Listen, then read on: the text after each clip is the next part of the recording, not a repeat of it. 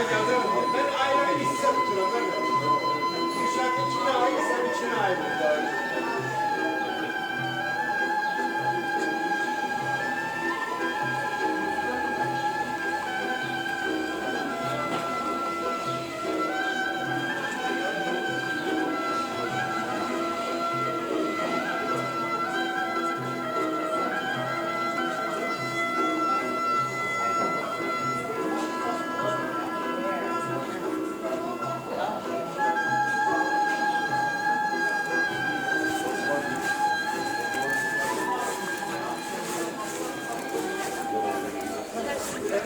C'est du Samatya pur sang.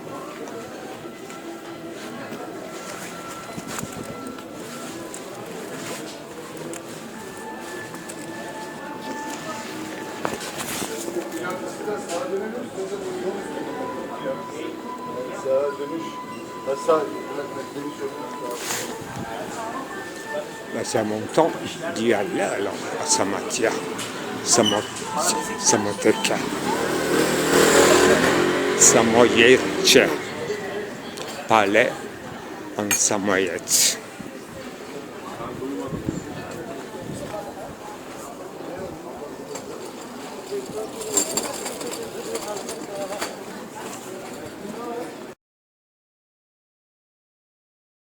Alors, écrire, c'est parfois très facile, spontané, parfois, le plus souvent, très travaillé. Eh bien, ce que je voulais dire, il y a une économie de l'écriture, comme il y a une économie de la parole. Moi, je n'aime pas parler trop, je suis succinct dans mes propos. Et je suis économe, je connais économie générale et économie restreinte. L'économie générale, cet adjectif très innocent veut dire que, au sens métaphysique du terme, c'est-à-dire d'une manière incontrôlable, d'une oikos dans son rapport à son environnement et aux autres oikos qui se représentent comme, pourquoi pas, l'autre nom de summum oikos devrait être des cimetières, plutôt des voilà, les tombeaux un peu plus recherchés du cimetière de Montmartre ou de Père-Lachaise. Alors, économie restreinte, c'est économie de notre quartier, c'est-à-dire rapport de demande et d'offre, et avec l'intermédiaire, c'est-à-dire support des maisons d'édition, des amis, des entrepreneurs, vous voyez, il y a toujours quelque chose entre qui joue le rôle de médiateur ou qui fait la connexion, parce que quelqu'un, X, dans un point X d'un diagramme, qui fait un signal et qui dit que je suis prêt à écrire, à publier, et l'autre dit que viens ici, viens, et entrepreneur, vous voyez, au sens de support, l'un est présenté à autrui, autrui dit on va voir, fait son réserve, et l'autre change de stratégie. Voilà, économie commence, écriture, bien sûr, sur le sol, pour ne pas dire le diagramme, qu'on appelle architectualité, que je changerai pas ce nom trop savant de Gérard Genest qui cite une dame d'un jour dans une conférence qui a prononcé première fois dans le monde, apparemment, le mot architecte c'est série d'adjectifs architectuels, etc. Et j'ai rajouté dans la note en bas de la page, il est très honnête. Il dit que j'ai oublié le contexte. Ça, c'est remarquable. Une note en bas de la page que je préfère de loin à tous les autres développements. J'ai oublié le contexte, j'ai retenu le mot. Et j'en ai fait un concept. Si vous voulez en servir, allez-y. Voilà. Et il y a un certain Frédéric en face de Gérard Genet, dans ce texte toujours de l'architectualité, qui a fait une œuvre collective intitulée Théorie du genre, qui fait date seulement à l'époque et qui fait date toujours. Et Frédéric, il est un bon rhétoricien. Et plus Gérard Genet multiplie les concepts, mais pour dire toujours la même chose, mais de différentes façons, parce que en est croyant avec une discipline, avec une théorie, et ayant une vision générique dynamique, bien sûr, et en disant d'emblée que toutes ces théories, c'était transitoire, donc passager. Et ce sont des noms d'une chose innommable qu'on appelle la littérature par expression consacrée, dont le nom doit être absent. Et comme en ottoman, je disais l'autre jour que c'est Shirazi in extremis a inventé un mot pour traduire le mot, la littérature, au sens moderne du terme, en langue ottoman, c'est-à-dire en turc, et il a trouvé ce mot modeste qui a des connotations très moralisantes, effectivement, et déviantes. Bon, mais il y a quelques minutes, j'ai découvert que Socrate lui-même a été timé. Au début, en commençant son discours, dans le timé, au début, en parlant de son exigence d'entendre des paroles d'une manière cinématographique, en mouvement, en acte, les personnages connus, c'est-à-dire définissables, et les événements bien décrits, et toujours en mouvement, l'un par rapport à l'autre, dont toutes les stratégies tactiques seraient déchiffrées dans le rapport entre eux, etc. Donc, il proposait, il rêvait plutôt une théorie du cinéma et du roman en même temps. Il attendait, il rêvait, au-delà des époques, il venait voir ce genre qu'on appelle le cinéma ou du roman, qui ne sont pas identiques, et ils ne sont même pas un genre, parce que Gérard Genet disait que moi je n'entrerai pas dans ce débat de la théorie du roman. Je dirais ce roman-ci, ce roman-ça, ce pronom. Comme vous savez, si vous avez quand même un peu minimal, rudimentaire, une éducation philosophique, vous saurez, quand on dit ceci, todeti, aristotélicien, et quand on parle d'une singularité, il n'y a pas d'universalisable théorétisation exhaustive. C'est-à-dire que ce roman peut appeler, c'est Gérard Genet qui parle, peut faire un appel à toutes sortes de critiques et une réponse plausible, c'est un simple écho de réception à quelqu'un qui dit que je suis là, here, I am here, me. Il devait y avoir une écho quand même dans les couloirs de métro, il y a des graffitis qui disent I was here.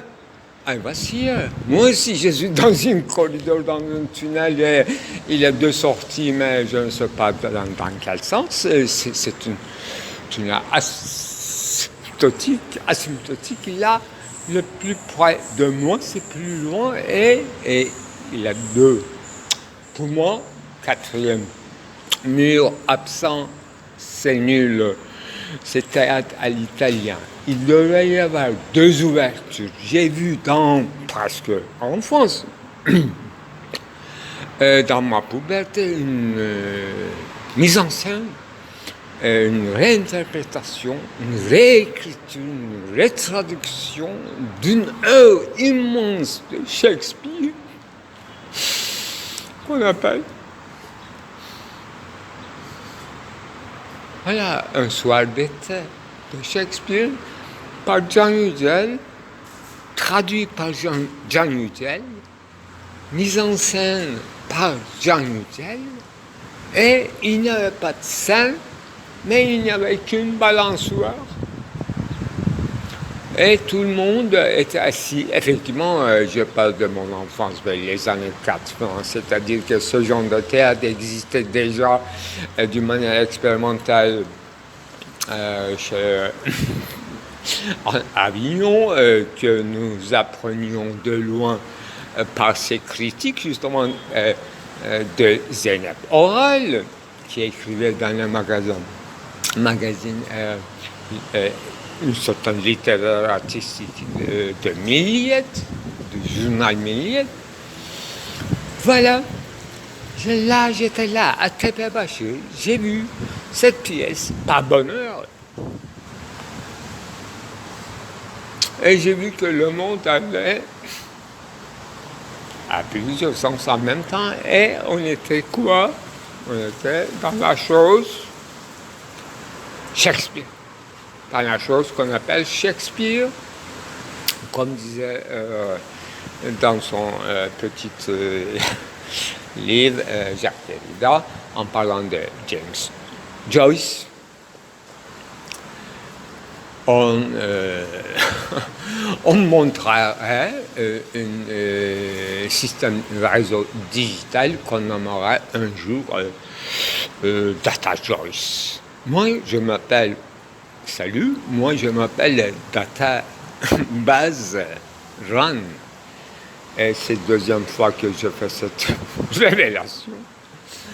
Et Run veut dire en anglais court, qui a un rapport avec le nom propre, prénom de mon ami d'enfance, Haroun.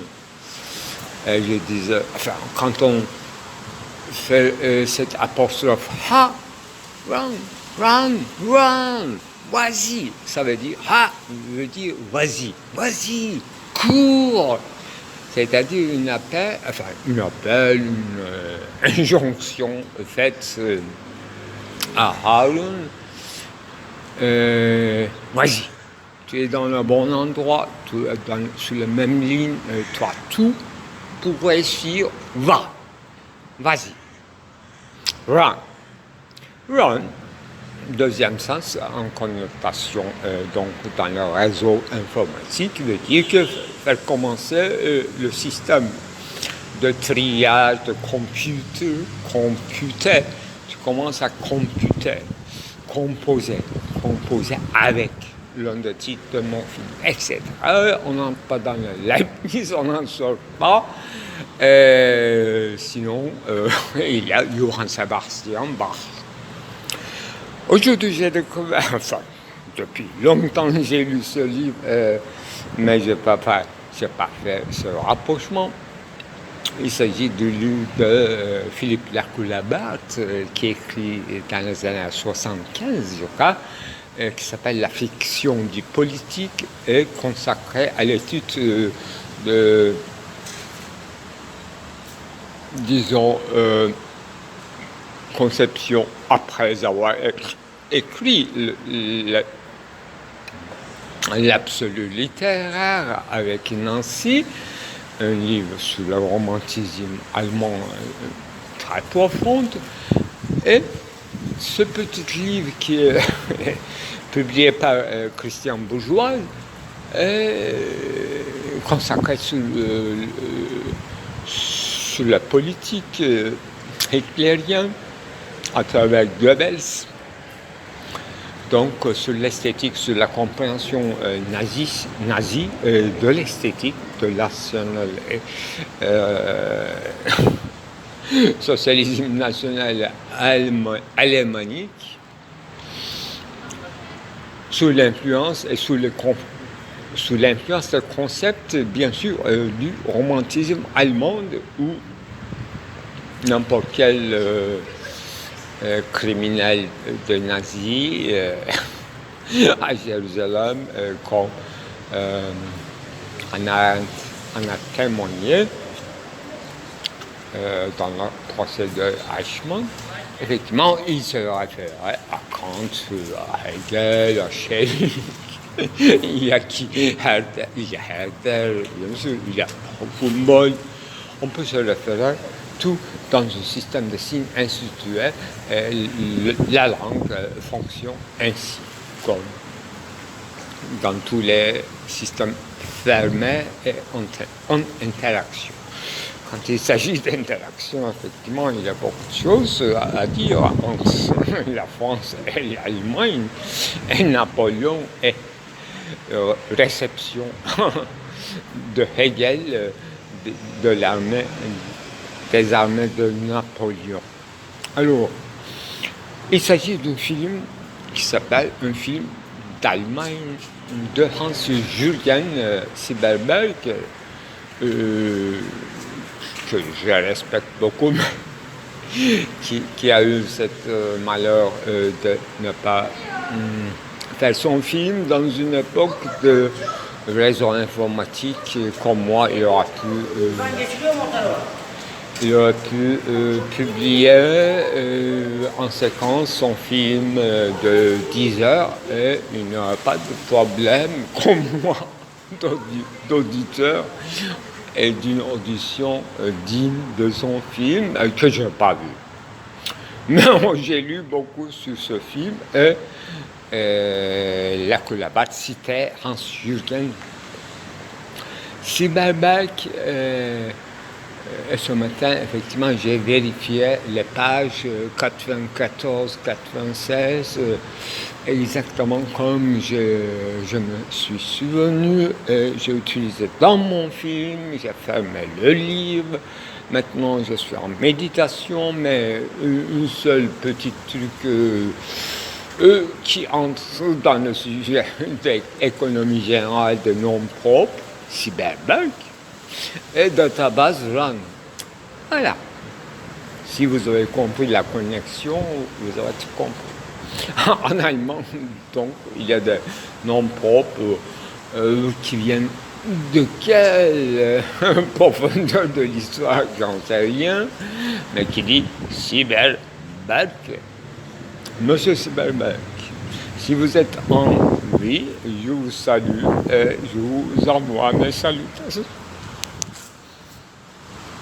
Question difficile et cruciale, qui a un rapport avec la naissance ou acceptation comme institution et déroulement de ce qu'on appelle en général ou au sens restreint la littérature, y compris les livres de l'histoire, y compris, à mon avis, vu la correspondance de Descartes avec la reine de Hollande ou Suède, y compris la philosophie, est un genre d'abord qui se diffère, n'est pas statique, il se distingue en sous-genres comme scolastique et comme moi, etc. Donc, c'est une question sérieuse qu'il faut commencer par dire par un aveu, toujours, parce qu'on est toujours dans le cogito cartésien. On ne peut pas être sûr des terrains des autres, des archipels, des Caraïbes ou de Madagascar, de la France, Sud-Afrique du Sud, etc.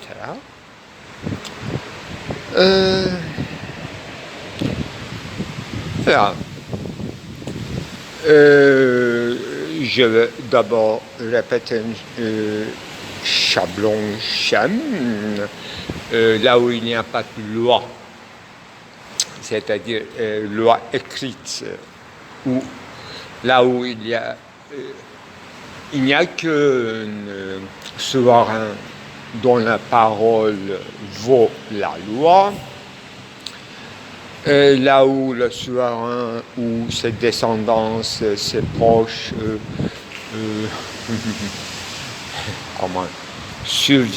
suivront Ancilla, pour ces Ancilla, pour se protéger. S'il décide d'acheter un kiosque au Bosphore, dans ce moment comme ça, des ouvertures de nouvelles kiosques, c'est-à-dire grand palais, avec 350 iç-oğlanı et 350 la femme georgien qui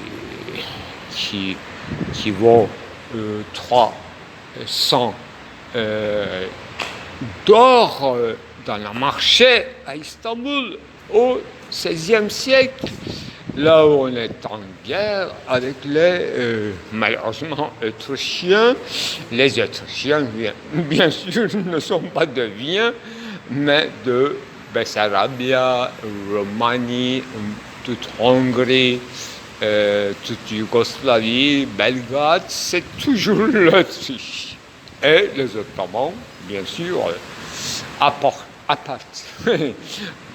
avaient la propriété passagère par conquête majorité de cette terre dont je parle. Donc la question de l'Europe, quel rapport avec notre Holy Coran? Voilà, là où il n'y a pas de loi, il y a un Holy Coran qui dit vaguement la loi, la loi, là il n'y a même pas une table de loi, mais de mœurs bien musulmans, strictement musulmans, mais le problème c'est que personne ne comprend très bien arabe et il s'agit des Turcs tout l'ensemble d'Istanbul dans l'économie restreinte, c'est-à-dire que tout le monde est intègre. Je lis et ces réflexions viennent en partie d'un roman très excentrique et qui entre dans le genre de roman historique sans aucune fort mouvement, de Recep Ekrem Koçu, dont le titre Esircibaşı, c'est-à-dire un ministère intérieur qui s'occupe avec les affaires des esclavagismes dans l'Empire ottoman, qui a des privilèges, etc. Effectivement, il y a Prime Minister, qui est le petit copain, c'est-à-dire comment on appelle, Yakin, non. Voilà, petit protégé avant qu'il devienne le sultan, on parle de Ahmed III, et son petit amant d'enfance dans le palais.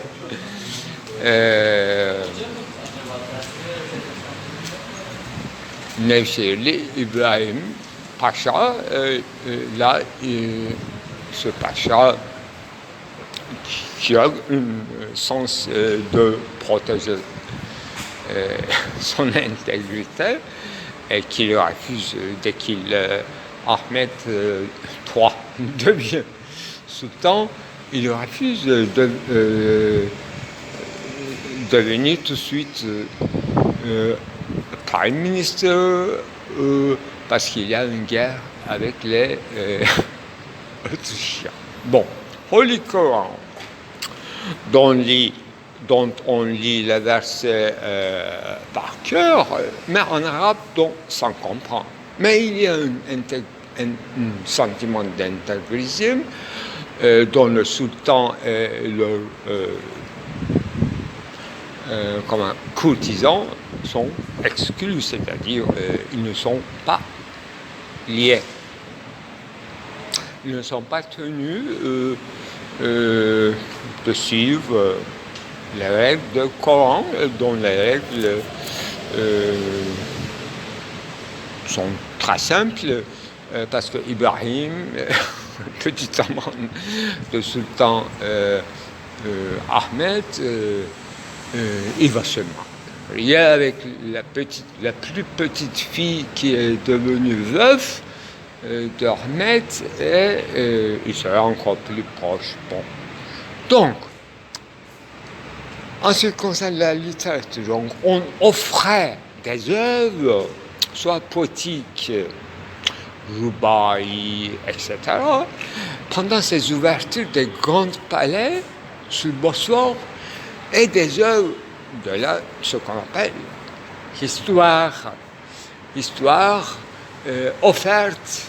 Enfin, on parle d'un manuscrit offerte au sultan et bien sûr en attente d'une bonne morceau d'or qui va vous aider dans vos travaux pendant au moins 5 ans et que vous allez nourrir votre famille et avoir une vie correcte pour travailler et continuer à écrire sur votre sujet, mais sous la forme, vous devrez écrire entre guillemets littéraire, c'est-à-dire que c'est pas un livre scientifique, mais c'est un livre d'histoire offert à un sultan précis, à un moment donné, précis, dans une époque précise, et surtout dans une ouverture d'une palais. Voilà. Il ne s'agit pas d'une prophète, il ne s'agit pas d'une prière à Dieu, mais c'est une genre séculaire. Un genre séculaire qu'on appellerait plus tard l'histoire, le livre, les livres, les études d'histoire. On n'a pas eu beaucoup de changements depuis. Et dès qu'on n'a pas pensé sur cette procédure institutionnelle, c'est-à-dire paragon, ou ce que j'appellerais l'accès, les moyens d'accès à la vérité, que Habib Warburg appelait tout simplement par une raccourci extraordinaire, c'était quoi? Beywerk.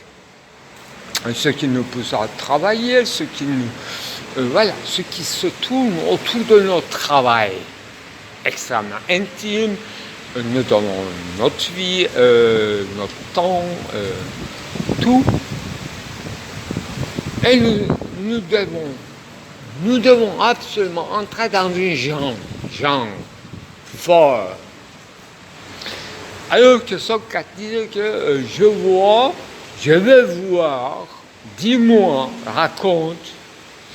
Mais son histoire, ça va finir encore plus tragique dans ce récit de Timée, dans ce passage, dans cette séquence. Pour être clair, je veux dire maintenant, ça va finir. Selon les dires transmis à partir de Solon et de son petit-fils, jusqu'à nous, jusqu'à cette assemblée, là où on parle, et cette œuvre c'est-à-dire ce qu'on parle ici, va devenir un œuvre qui sera intitulé Timée. Et là, cette séquence finie, c'est-à-dire le roman à l'intérieur d'une discussion, dialogue philosophique finit avec ces mots-là. Ah, nous les Grecs. Ah, vous les Grecs. C'est une citation d'une prêtre égyptienne. Vous êtes comme des enfants. Vous ne connaissez pas votre propre histoire. C'est nous que nous tenons vos archives. Voilà. Un roman devait finir comme ça. Après avoir dit tout, un grec va dire que oh, comment tu sais, tu n'es même pas un grec, tu es un égyptien, tu n'es pas venu en Grèce, tu n'étais pas Athènes, tu n'étais pas Agora, comment tu sais tout ça? Voilà, ce rire de fou, c'est le mien. Et ce qu'on appelle la littérature au sens général. Alors, se le donner comme loi, se la donner en tant que loi, ça prend du temps, bien sûr, mais ça s'apprend vite parce que c'est un travail rémunéré. Il y aura des mérites et des récompenses. Vous avez compris comment les gens littéraires se constituent, y compris les sciences régionales et la plupart du temps les modes d'exposition de la philosophie, pour ne pas toucher à l'essence de la philosophie pour l'instant. Selon Nietzsche, il y a des chaînes pragmatiques qui nous empêcheraient à penser la chose même, c'est-à-dire la véritable chose. Bon, donc là, les choses, ça s'apprend vite, et ce qu'on apprend, en la loi qui ranumère en cas de châtie ou récompense. C'est ça.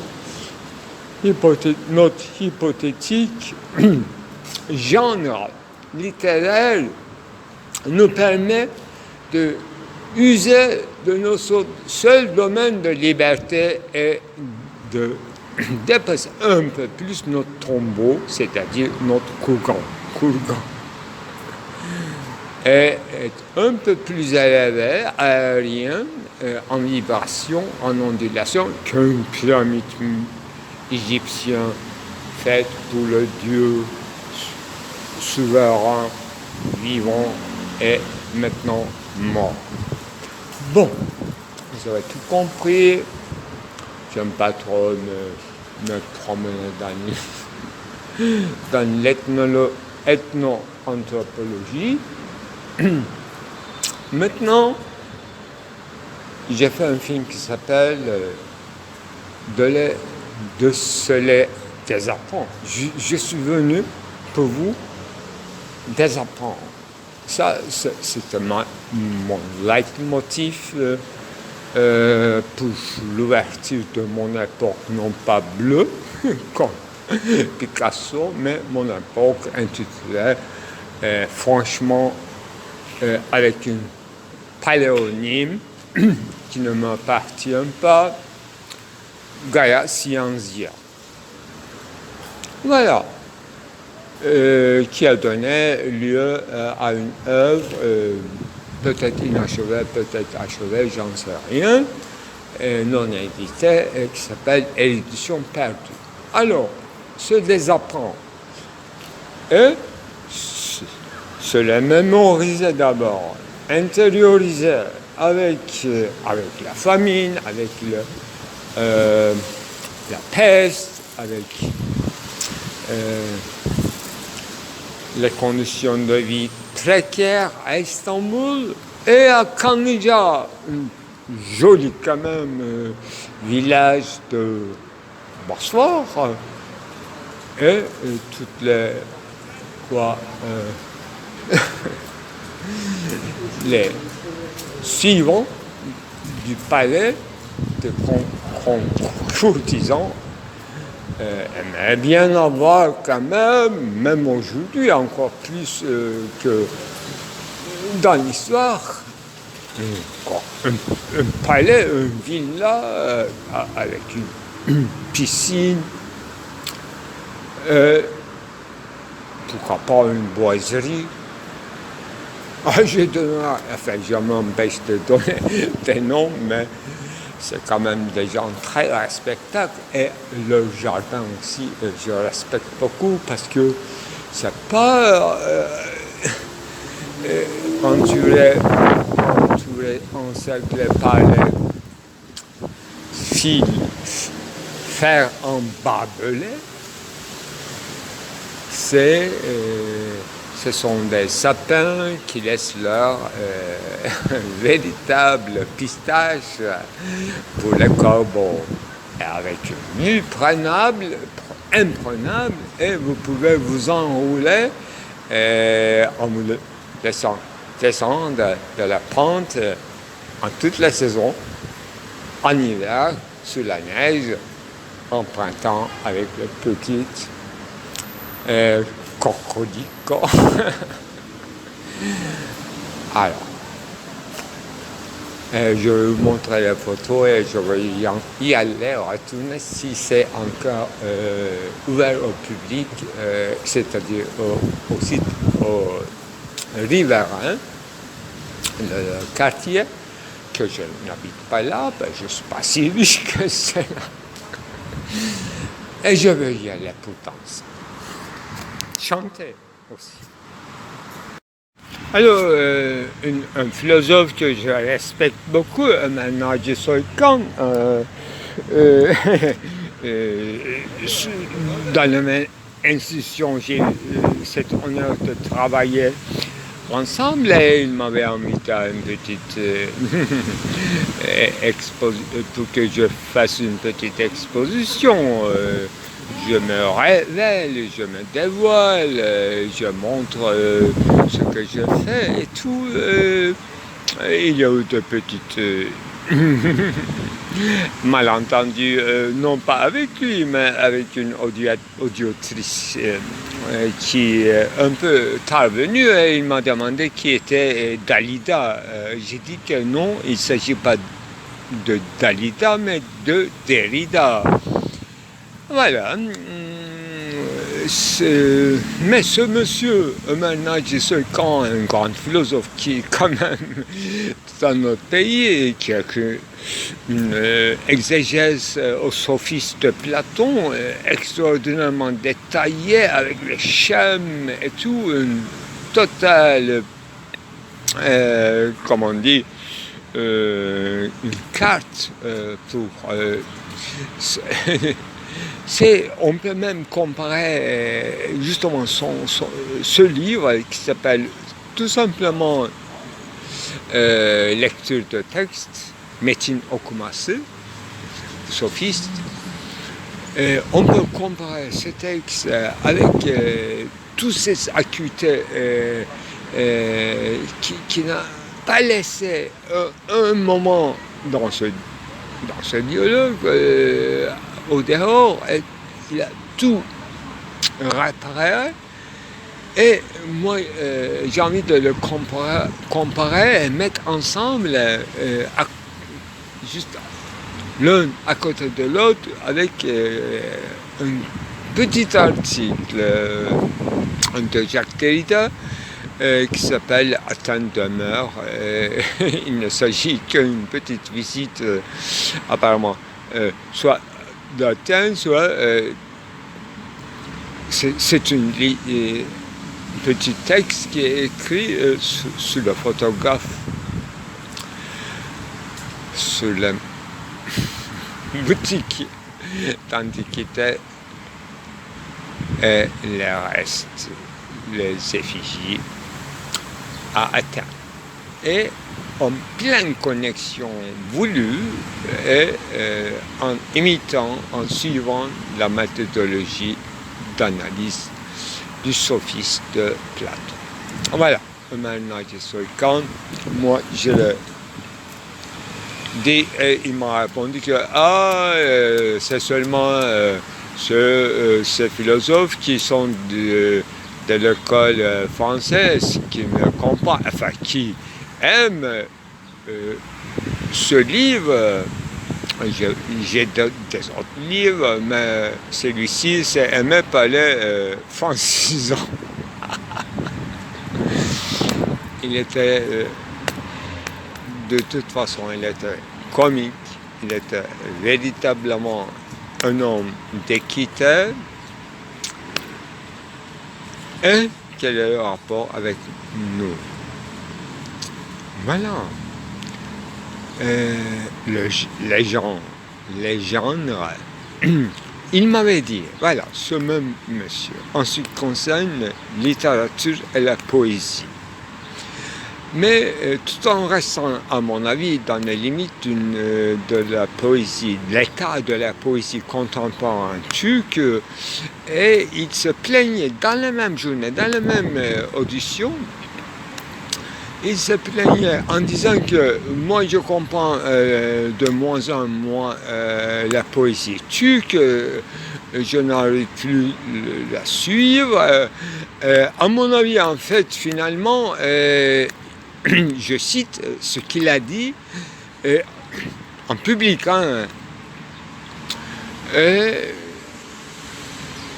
À mon avis, avec toute cette répression, rafoulement, la langue turque, la poésie s'est écrasée et je comprends bien qu'elle ne veut pas se faire comprendre, mais je n'ai pas le temps de les déchiffrer, mais je comprends pourquoi cette poésie est devenue comme ça, c'est-à-dire un genre inconnaissable. Quand même, c'est un monsieur qui est plus grand que moi, d'une autre génération, qui a connu le meilleur poète, une Stimmung, une ambiance, une Welt, une spiritualité environnante des quartiers décentes que nous n'avons pas connus. Nous sommes dans une décadence d'échéance et nous avons des singularités éparses qui envoient des envois, justement, sans destinataire, et lui, il se déclare quand il se déclare que je ne suis pas destinataire de votre poésie. Et il donnait la causalité, la répression, refoulement, tout ce qu'on a vécu. Je vous comprends, mais je n'arrive plus à vous suivre. J'adore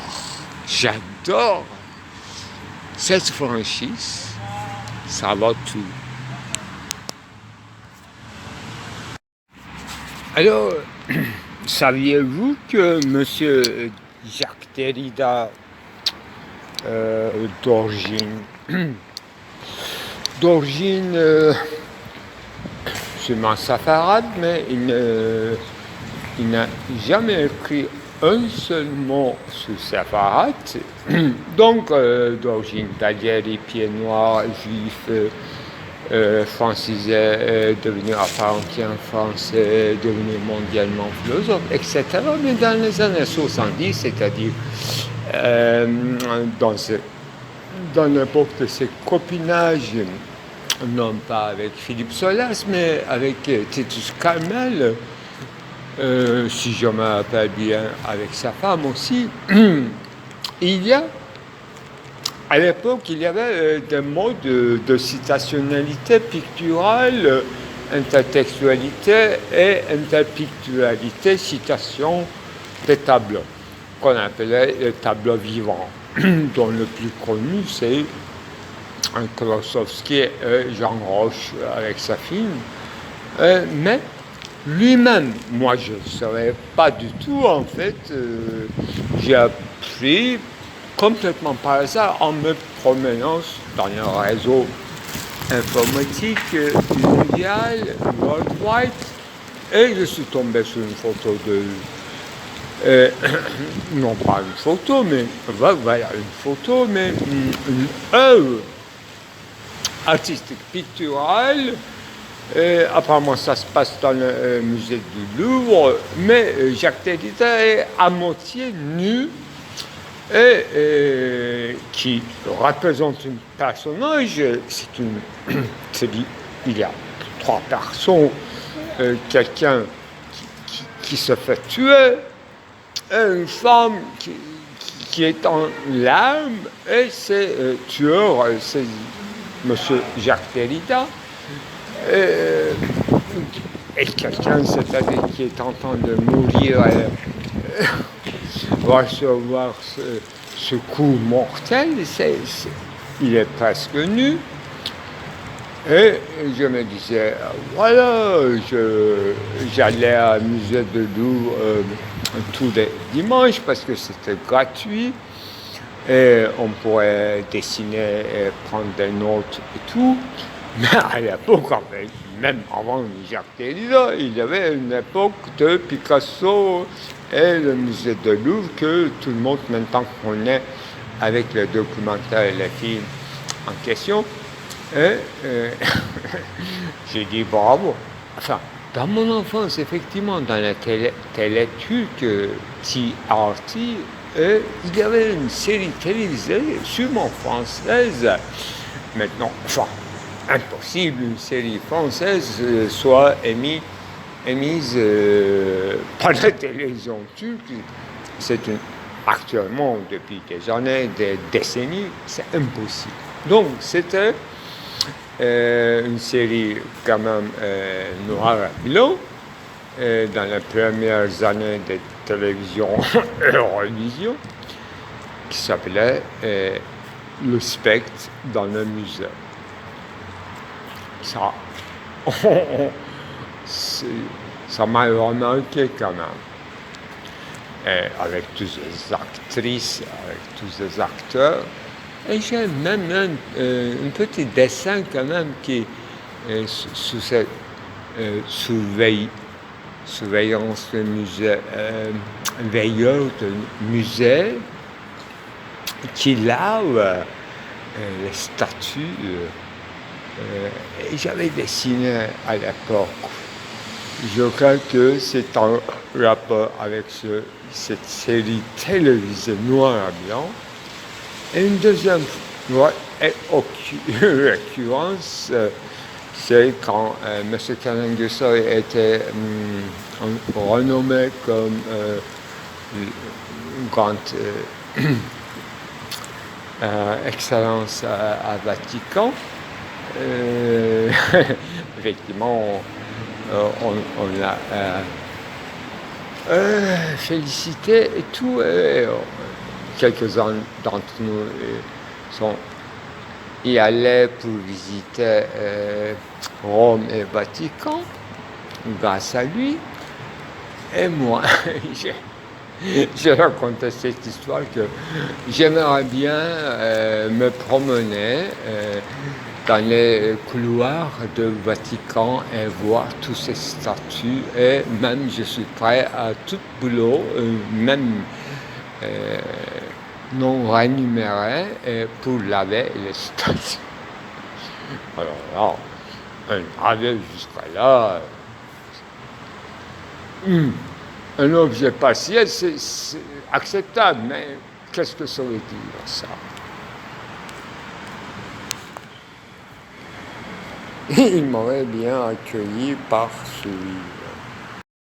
Alors que maintenant qu'il soit quand il est contre Hamlet, qui se déclare qu'il ne comprend rien de la poésie actuelle en Turquie, qui ne le suit même pas,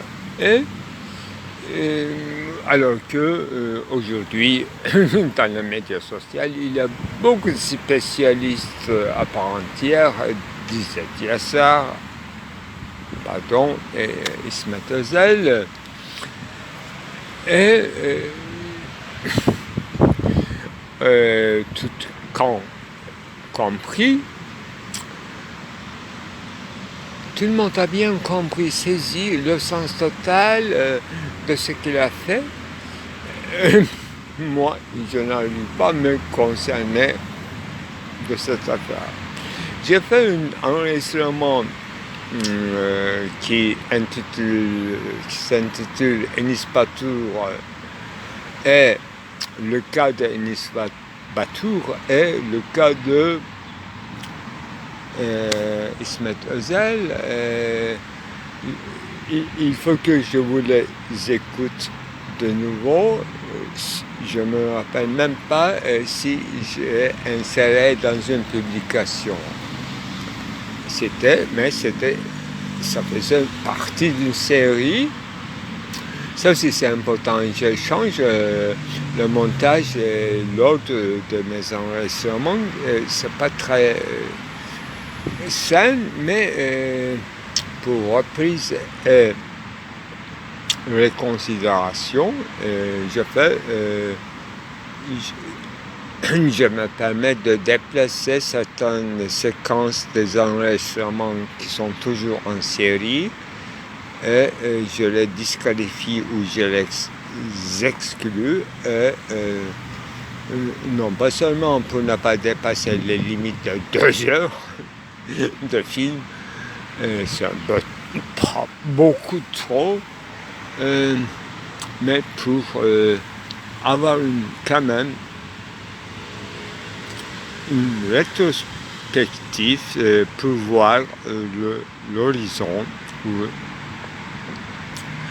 se conjecturait d'où nous venons, quelle était la question, et comment s'est transformé, est-ce qu'on a avancé, jusqu'à quel point ceci a été contradictoire avec ceci ou cela.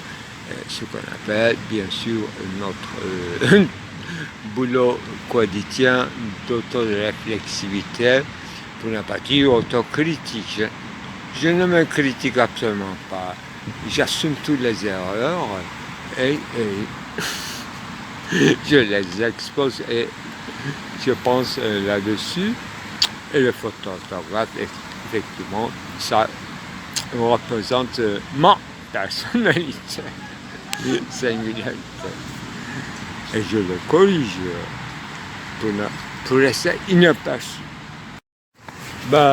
Tout simplement, si je fais le cas de Ismet Özel, d'une autre registre, Enis Batur, pourquoi pas le plus ancien Ferit Özgür qui vient de mourir. Effectivement, entre guillemets, le poète a le droit de changer le registre, mais c'est pas toujours capable de porter le registre, ni savoir en quoi consiste le changement de registre. Moi, personnellement, mais c'est mon avis qui est indémontrable, une idée.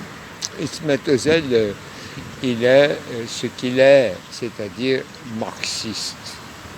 Il n'a rien d'un musulman, mais il a, à un moment donné, en feuilletant la littérature soufie, il a connu ce moment quand même crucial de ce qu'on appelle, entre guillemets, piège de soufi.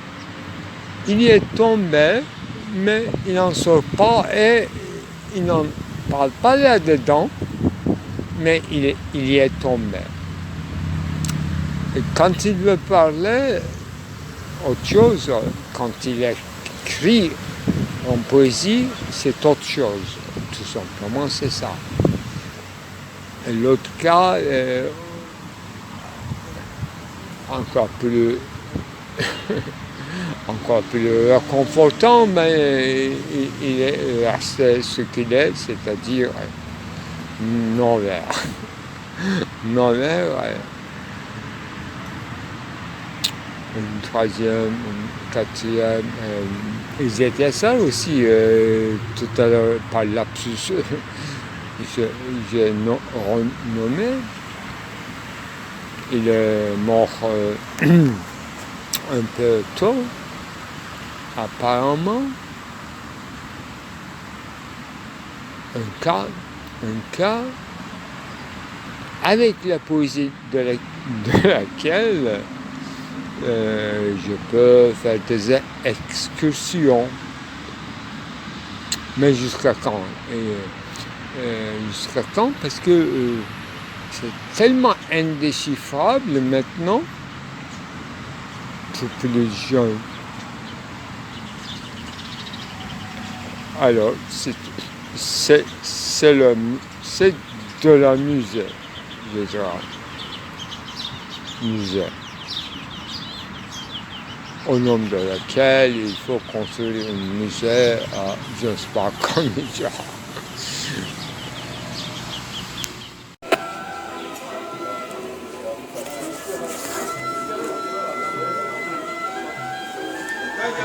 Ben ayrı ayrı hissettim ben de. Kürşat içine ayrı, sen içine ayrı.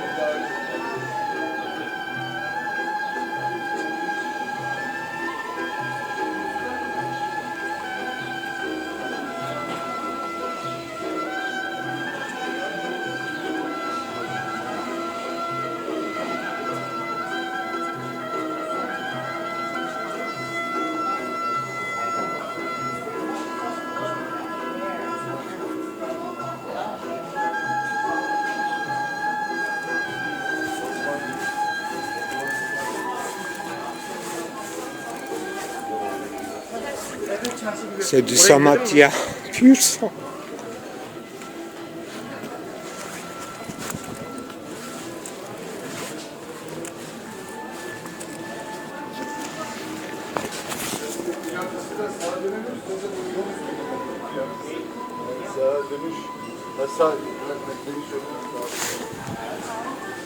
Ben, c'est à mon temps d'y aller alors à Samatya.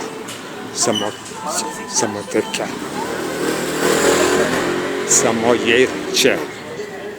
Palais en Samoyed.